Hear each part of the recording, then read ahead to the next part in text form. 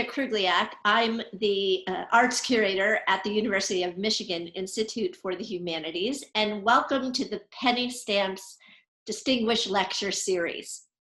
Today is a great opportunity to connect with our visiting artist, Abigail DeVille, whose project, No Space Hidden Under Heaven, has unfortunately been postponed indefinitely due to the challenges that we're all facing right now.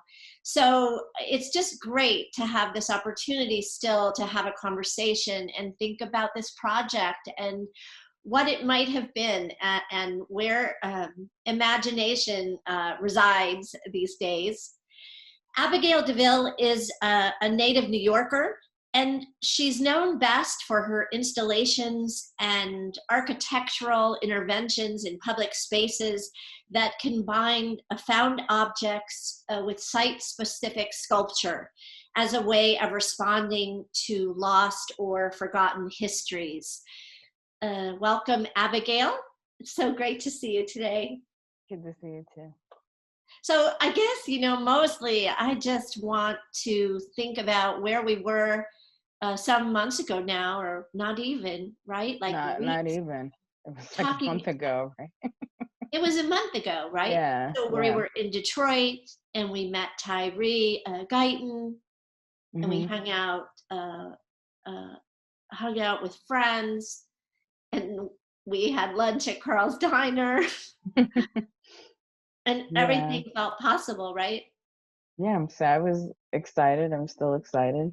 So you said indefinitely. I didn't even know that. I know, right? I tried to just send you that email gently. I thought there was still a possibility. Well, there was. And then now as things have unfolded, the university has closed mostly, except for, staff working remotely. Everything will be online through the summer.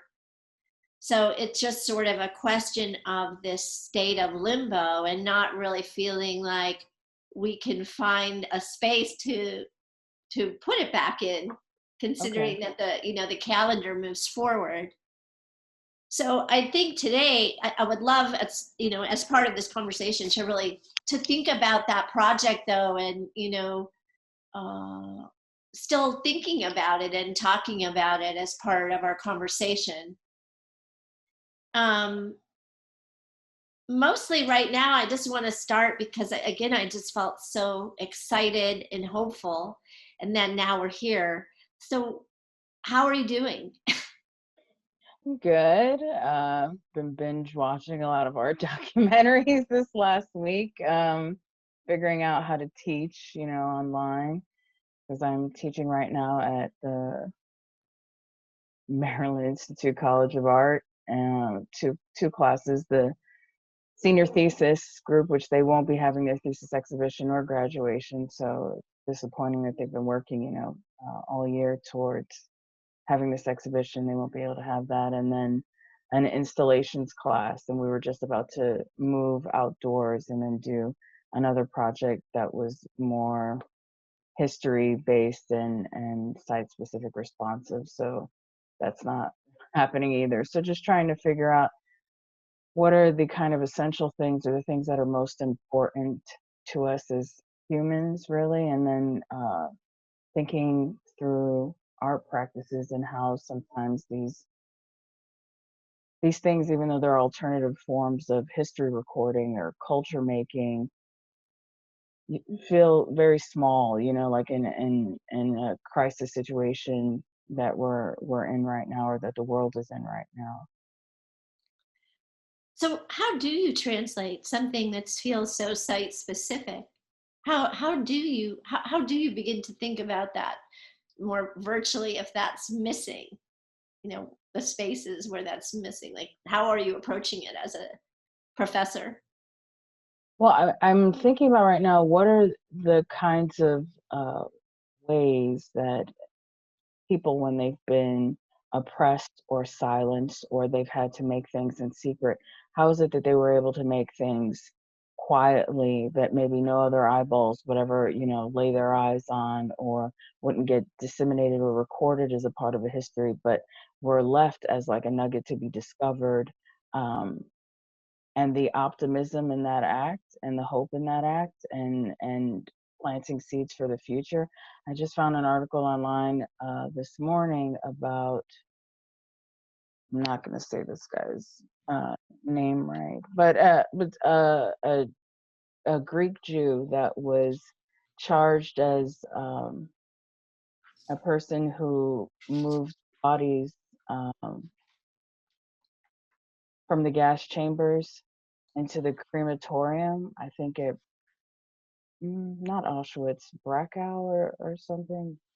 Saying the name. Dachau. Yeah, yeah. Yeah. So moving that person that was charged for moving these bodies, and somehow was able to survive, but he and maybe about, I think it's recorded 10 other people who had that specific occupation, were able to bury papers of testimony in the woods somewhere, because he believes that all of the Jews of Europe were going to be exterminated in that moment, and that maybe one day somebody would find this in the forest. And then also I read in the same article, they talked about that they would scatter teeth in the forest, the victims of this particular concentration camp, their teeth in the forest, thinking about, well, that the forest would preserve the memory of these people if, history just extinguished them from the earth. So then him writing those papers and hiding it, and then it being found fairly recently. I feel like this was found maybe in the last 10 years, this canister that contained these papers, that the way that they were able to decipher what the text was by scanning it through Photoshop and then translating, the Greek. So they have his firsthand testimony, and he himself died in New York in 1971. But anyway, so thinking about just the ways, or like even like the Kabakovs, or Ilya Kabakov, and thinking about the kinds of exhibitions that he and his artist friends held behind, the Iron Curtain, when they were, persecuted by the KGB, and they weren't permitted to freely be artists in the Soviet Union. But anyway, not to try to make the parallel of the extremes of thinking about infectious disease as, that's some other thing, that's the other faceless thing that you can't really too much point a finger to, right? Like, it's just something that is, it's almost like a force of nature, and not, decisions of like moral failures and decisions that are Sure. behavior of humanity, right? Yeah, I've also been thinking about those things, about history and time, and this sort of process of of the present and the absence of what's missing, and lost and found, of what's found at a time when something's missing or there's this loss.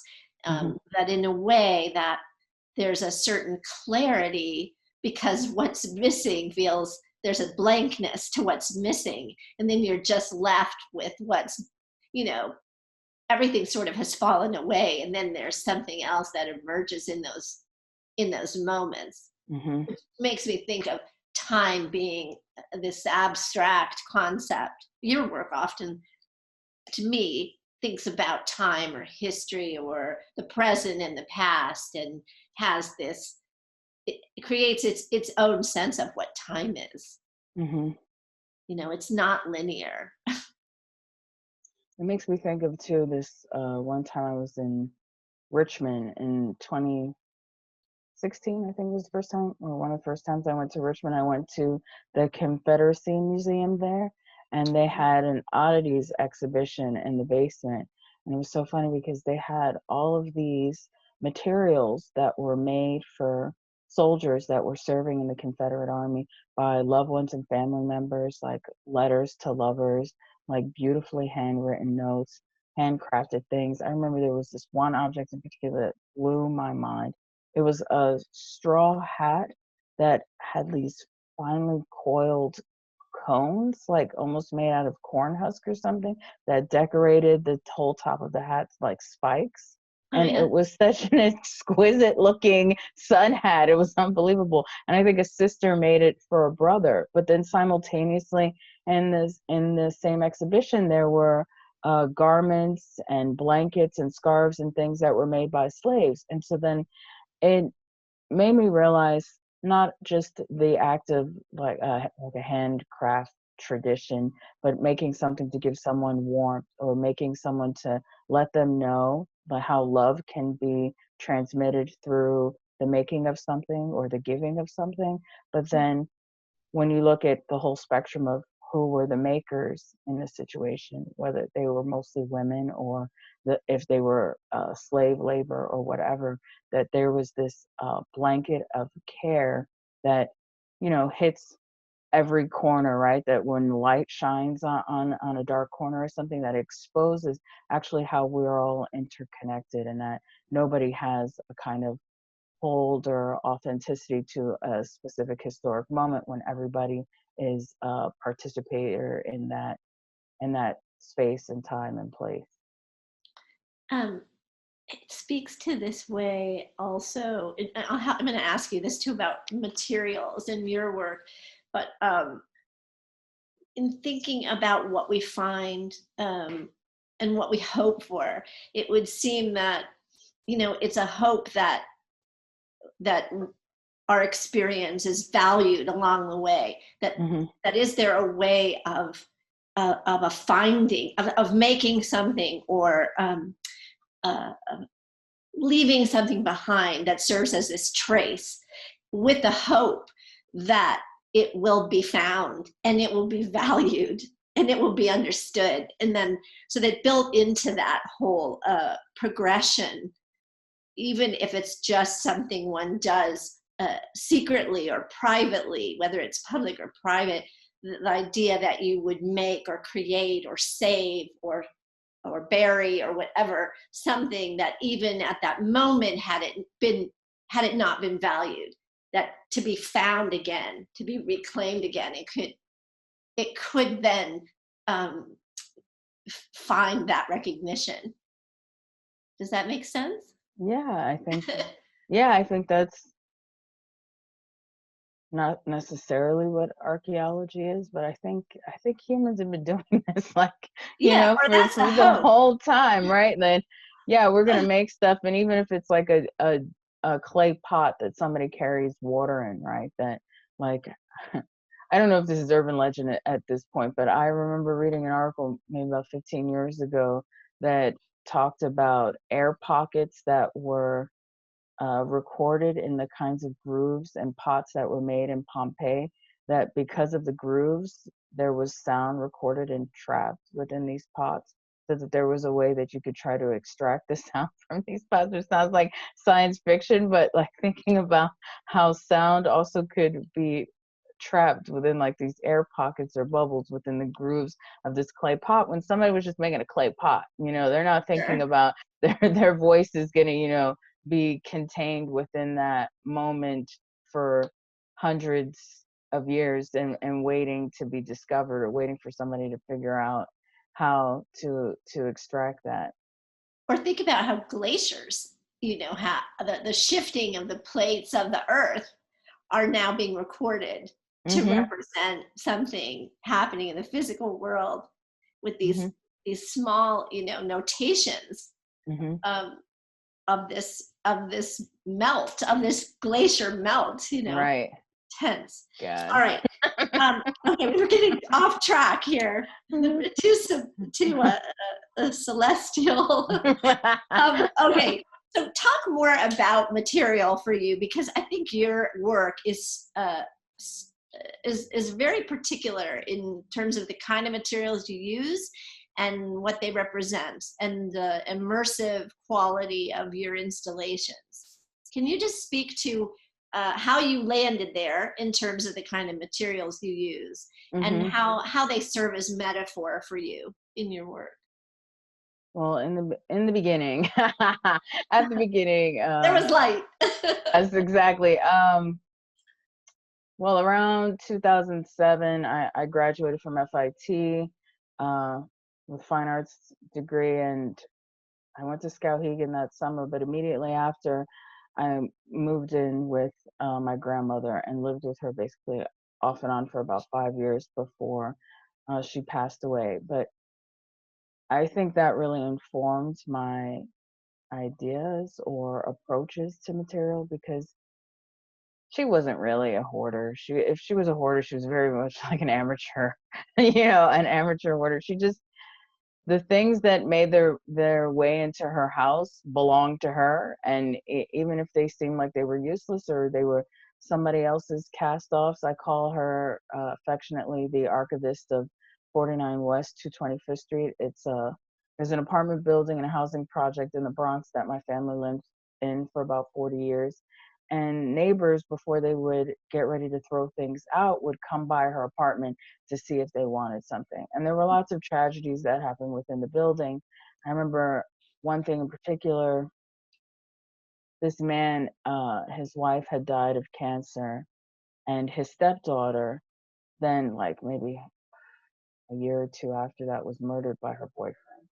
And he was leaving to go to Florida, but he gave my grandmother every single house plant that was in their house. Right? So then thinking about how these plants were part of another family, or they were these silent witnesses to this other kind of history that happened within the building. But there was a lot of things like that that continually happened, where people would just bring things to her. So then she had this robust kind of collection or archive there was no hierarchy to it, and all the material just remains kind of raw information, and maybe it didn't necessarily find a use, but somehow then it got stuck or glued to her life and what was happening within her own apartment. So I think that really freed me to think about a kind of democratic approach to materials, instead of you know thinking that one thing has more inherent value than something else. Yeah, I think that's absolutely how it feels to me, that there's a completely, uh, that there's no hierarchy to the material that you use. And then it comes together in this unexpected way. Do you feel too that you specifically often use trash or discarded materials as a metaphor for stories, or you want to? Yeah, I think initially, well, I feel like it definitely is the evidence of a life lived, right? The things that we use, right? They define us. They tell stories about us. They tell what we held, what we deemed as valuable, or what was invaluable, or what our diets were, or what we had access to, or our social standing or economic standing. Like, I think there's so much information embedded with the things that we use and throw away, that it paints a picture of a particular geographical location and a history of a people. And so thinking about this ripe, rich material that is generally free or inexpensive, that can be used to retell or recalibrate a story that maybe the local population is not aware of. How, like, even think, I guess a clear illustration of that in my mind is thinking about the ruins in Rome, and thinking about the kinds of layers that build up over time, over thousands of years, where the streets are now versus where the streets were. Oh, you know what? In Paris is a good example of it, where you go into cellars and basements, and the bottom portion of the cellars is stuff left over from the Roman Empire, but Yeah. but like the street level is about 30 feet above that, right? And thinking about how we continually build on top of the same kinds of places, but then thinking about the invisible histories that have been seated and laid within those same spaces that we navigate or inhabit, even here in this country, with a much shorter history timeline as the United States of America, anyway. Can you talk about that? I'm thinking about that piece you did, the Harlem stories. where Hmm. you wheel this card and you're, creating an installation in a space that had been an African American burial ground, to my recollection. And can you talk specifically about that work and what we're discussing in terms of material? Yeah, so Harlem Stories was done in collaboration with Art 21 in the summer of 2014 while I was artist in residence at the Studio Museum in Harlem. And I have these dumpsters left over from grad school that I painted gold, but it's what I kept my things in and parked in different places in the building. But so I had this in my studio, and I had a bunch of materials that were in my studio and things that I had collected from the street, and they followed me to this area near the Willis Avenue Bridge. But that's not necessarily the site of this African burial ground, which has a now defunct New York City MTA bus depot on top of it that I think was decommissioned as a bus depot in 2016. And there was actually, I think in January 2016, a New York Times article about it, but where there were these church ladies that were harassing the city and the MTA to excavate that particular site because they knew that there were bodies still at that site. That site in particular had belonged to this church that's still in existence in Harlem, where some of their parishioners had been buried in the 19th century. And that whole area in particular in the 19th century had maybe about 3 different cemeteries in it, but all of in subsequent development, all the white bodies had been exhumed and had been reburied in the North Bronx, and the black bodies were left there and kind of tossed in with whatever kinds of development happened. So they dug, I think, 6 feet in the bus depot before they hit like a human skull. So those bodies are still there at the bus depot. I don't know if there have been, further developments about that, but that's a site that I've been thinking about for a long time. So that predated that particular excavation by 2 years, the thing that I did.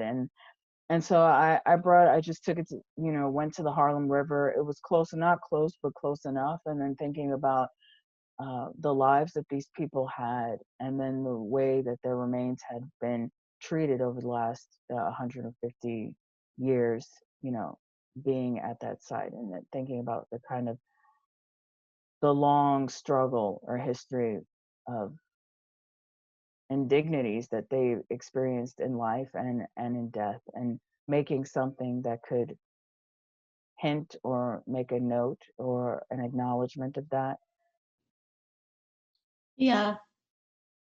I think this use of often these throwaway or disposable materials really become, that symbol for people being, treated like that, for people's histories, for stories, cast aside. There's something as if you're reconstituting this with these materials, reinventing something that then becomes, you know, that then becomes this new site, this Hmm. this honoring of something out of something that was cast aside. Um, I'm also struck often in these installations by how, there's this certain directness and strength that comes out of them. And there's also a sense of precarity about them at the same time, in Hmm. in the way that they're structured and the way you move through them. So both of those things are true at once, this certain sense of defining something and also precarity. I don't Hmm. know if you think about that when you construct them and how they're experienced. I think initially I was thinking about the fragility that is built within in monuments, or thinking about the valoration of a particular history over another, and then thinking about how, yeah, really just the death that is inherently in everything, and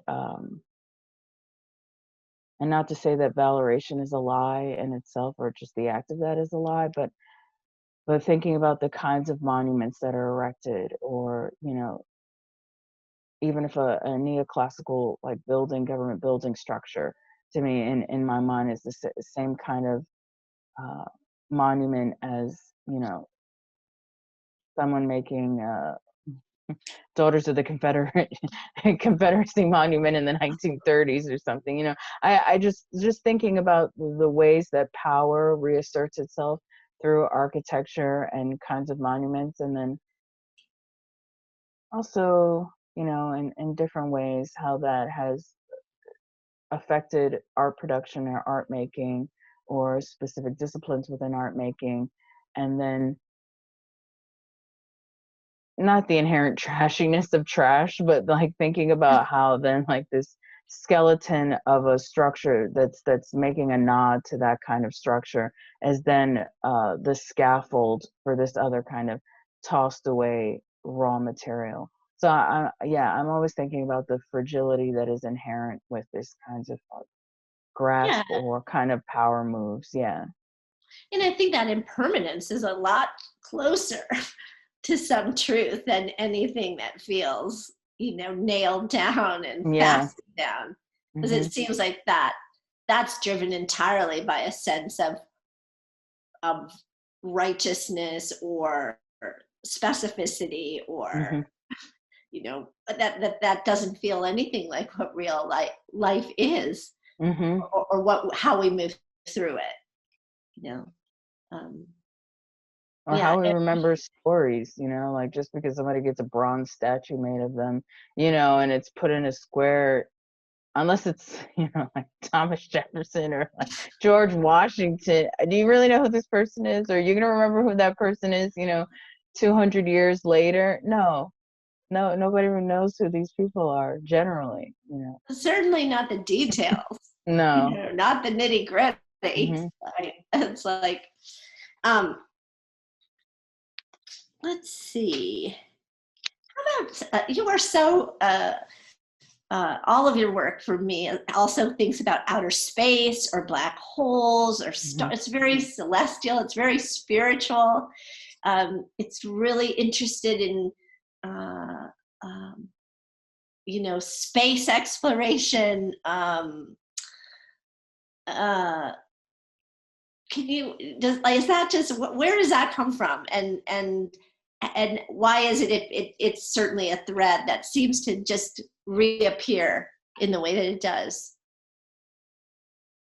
Um, I think initially I was thinking about, well, at first I was trying to make the spatial relationship between these claustrophobic spaces of urban interiors, or like thinking about tenement or apartments, or project apartment buildings, or the kind of cramped living that happens in urban places, but then thinking about looking up, right? Or like having this, if you grow up in the city like I did, then you have a kind of fractured, disconnected relationship to nature, right? Or just even like a big open sky. And so your vision, it stays very, you know, like tunnel vision, or very, you know, Mhm. what is right in front of you, not even what's like lurking around the corner perhaps, but then thinking about, oh, actually 5% of our bodies is made up of stardust, or that if we look up into the sky, then we're actually communicating with like some ancient part of ourselves, and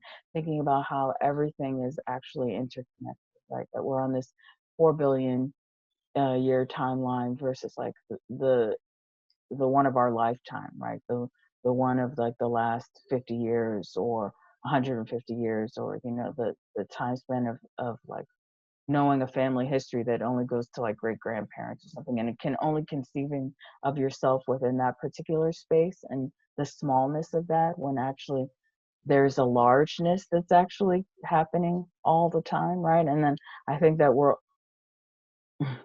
all learning actually how closely tied together we are because of this crisis that's happening, right? Like, oh, right, right. Like there aren't these giant partitions between this one landmass and another, right? That we're all absolutely connected as organisms on this planet, right? And then thinking about how that ties into just a larger conception of time. And so that that's initially why I was thinking about it. And then I was really interested in the idea of black holes and being able to manipulate and use that as a metaphor for historical erasure. Since they're invisible, nobody knows what they really look like, and they can contain a large amount or infinite amount of information. I think too, a black hole's mathematics.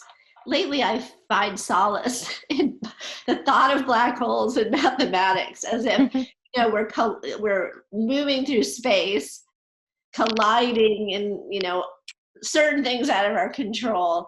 And there's something about the idea that a black hole or something like an equation would at least perhaps offer the possibility for a do-over. Like maybe there would be a different end. Maybe we would have figured this thing out that continues to reappear in the story. Maybe within that black hole is an alternate ending to the things that we couldn't quite make right. And that's where my brain has been about that lately, that expansion and contraction of that notion. I think also maybe I was also drawn to it because I feel like there's a direct parallel with the kind of art practice where I feel I've been feeling this more and more lately, but that it is an act of faith, or it's like a faith-based practice, even though it's not spoken in that way, right? Like you set up or collect a bunch of things, and you have an idea maybe that's ahead of you, or something that you're working towards, or there's something that you feel, or there's something that you're passionate about, and what the mystery is between your hand and your heart, and the connection between what actually ends up coming out at the end of all of that is an unknown, right? Like you're working in a place that is unknown, and then you getting up and doing it day after day is definitely an act of faith, right? Like where you don't know where it's going to end up, or if it's going to translate or transmit the information that you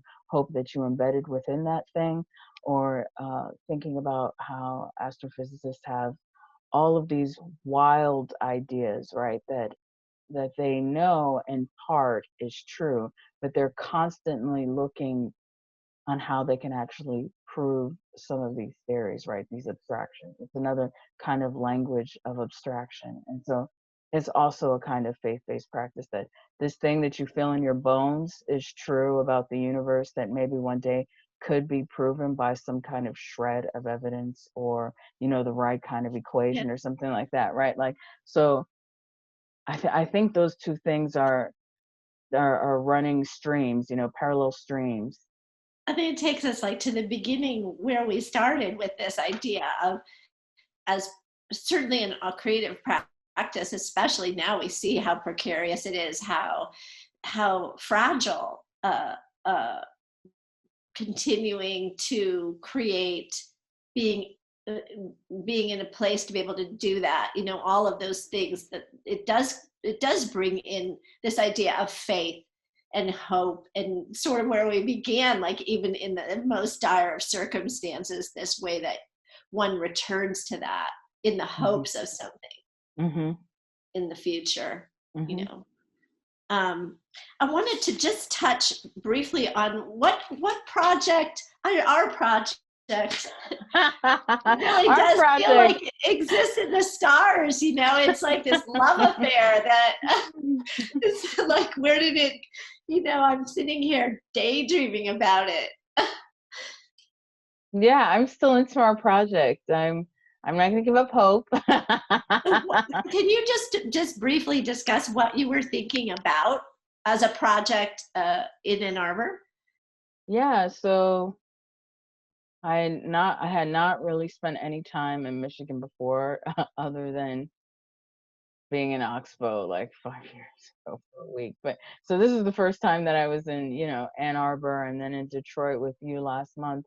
And so I was really thinking about the material, or the raw material for extraction was going to be whatever was available in different research library collections, and thinking about the voices that are already a part of what the university kind of owns, right? And so thinking about what voices maybe haven't floated up to the top yet, and how everybody can be in the room, and thinking about making a kind of experience of a democratized space, but still thinking through neoclassical architecture and sound. So I had this idea that I had been thinking about for about a year about um, wind chimes. And, like wind chimes are able to play different tunes. So I was thinking about, like the national anthem or something.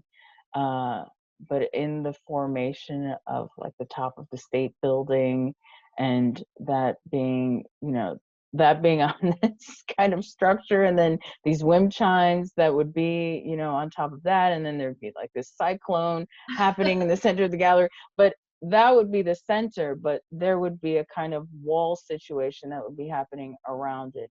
And so the way that you would navigate the space is that it would be kind of like a labyrinth that you would come to, and inside would be this wind tunnel of this smashing of the kind of chimes, playing playing this fragmented national anthem.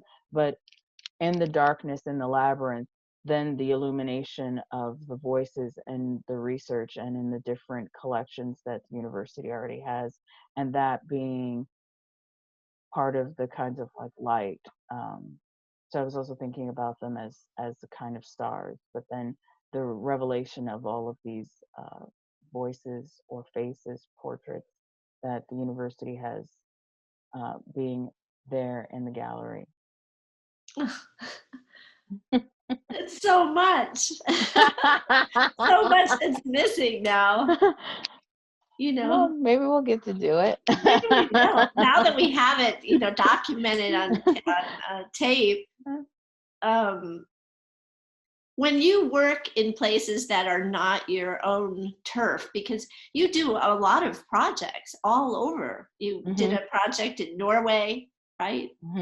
And you've done projects as a Rome Prize winner, and you've done projects throughout the States. So can you tell me, how do you do you forage for materials in these spaces, which I think you do, but what is your relationship to foraging for materials in spaces that you're unfamiliar? Like, as somebody who goes into spaces that aren't your own turf, and then you extrapolate from this an installation or a representation of stories. Can you talk about that process of not being maybe in a space that you're familiar with, and maybe the relationship between research and then the actual manifestation of that? Yeah, I think one that really stands out to me, I think, is a project that I did at Art Speak in Vancouver in 2013. And it was one of the first times that I had just like a real emotional response to what I was doing there. And at that time, I'm not sure if it's still true, but they were in a storefront space that was in Gastown. And Gastown had gone through a kind of radical gentrification because of the 2010 Winter Olympics. And they also had a free needle program there. And the homeless situation there was not unlike Los Angeles Skid Row. And it was the first time that I had seen so many First Nations people. And it just looked like a rainbow tribe of people that were outside, cohabitating together, struggling together. And they had lots of items like spread out on blankets that they were trying to sell. And so every time that I would like scour the neighborhood looking for interesting materials, every time I came upon something that was like halfway interesting, I knew it belonged to someone, so I didn't touch it. And so I was getting really stressed out, like, and super depressed. It's like, what am I doing here, or why am I here? Like, you get up in the morning, somebody's laying in a gutter, and there's like a man with a briefcase, walking over the person practically to get to work, and it's like, why am I making art here right now? And the history of that place, it was like the space that they were occupying was maybe like 2 or 3 doors down from like the first settlement in Vancouver, which was a bar that was opened by a chatty sea captain named Gassy Jack. That's why it was called Gas Town, right? And so then the installation I made was the footprint of the original bar, and then using the actual material that was discarded from gentrification that was happening, like a building around the corner in an alleyway's roof was being replaced because they were hoping to attract, you know, like young professionals to the building. So like everything was overgoing this radical shift and change. And so I ended up using construction debris as the only material for that particular installation. And it was funny, it was a local guy that they hired to come in and like clean up the windows, wash the windows, and clean up a little bit right before an opening, said, "Are you guys opening?" Like he was just like, whoa, like it looked so crazy in there that he was unsure that it was, you know, like ready to open. And he said, "This looks like BC housing," which I was just like, yes, I have no idea what British Columbia's public housing looks like, but this guy was transported there, you know, just by coming into the space. And so,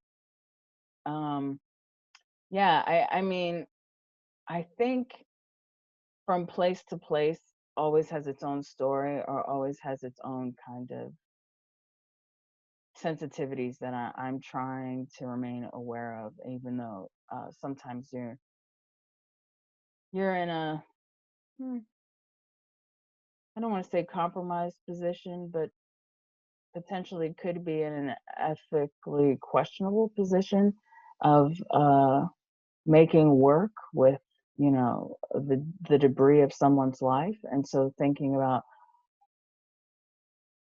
how can I recalibrate this space for viewing for the people who normally view this space. And you know, a lot of times that's for art viewing populations, that's not Sure. for, you know, the masses, right? So it's like, what is this conversation that you're framing or bringing into view for people who think that they know, you know, what this particular space is, or what this building holds, or what these walls can contain. I think another another instance of that definitely would be, and last large project that I did in Portland, Oregon in 2018, um, where the Portland Institute for Contemporary Art, they have this 10,000 square foot warehouse building in the Albina neighborhoods. I think Elliott is the neighborhood in particular. And through a donor on their board, they're able to have access to this building for a certain amount of years. But it used to be a warehouse that was owned by some sneaker company or something, where uh, their skaters that they sponsored used it. So there was a skate bowl in the building originally, and they asked me to do a project because historically the Albina neighborhoods were Black, and in the last 15 years there has been a really kind of hostile gentrification of these neighborhoods, particularly where Black people were redlined specifically to these neighborhoods from the 1940s forward. And so now a large amount of the Black population in those neighborhoods have been displaced, and the outer neighborhoods outside of that little pocket, which is very close to downtown Portland, um, is filled with kinds of like teeming white supremacy. And Portland is a historically very racist place. And so, um, even though I'm Black, I'm not Black from Portland, and I didn't feel like actually talking or trying to tell that particular story. I felt like I wanted to talk about larger things that have been put in place historically to talk about the United States as a nation, or our history as a nation, and the strangeness that has happened in different corners of the country, and then the very peculiar and particular things that happen in the Pacific Northwest. But trying to frame that for people as an experience when they came in through different kinds of structures. So there was an 18-foot pyramid that was based on the pyramid of Dozer, that one side of it was made up of newspapers that were from Street Roots, which is a homeless activist independent newspaper that has been in Portland for the last 20 years. And they were just happened that in the moment that I was there and collecting materials, they were sending out emails. They were trying to get rid of a giant pile of just a mound of newspapers that were in their basement.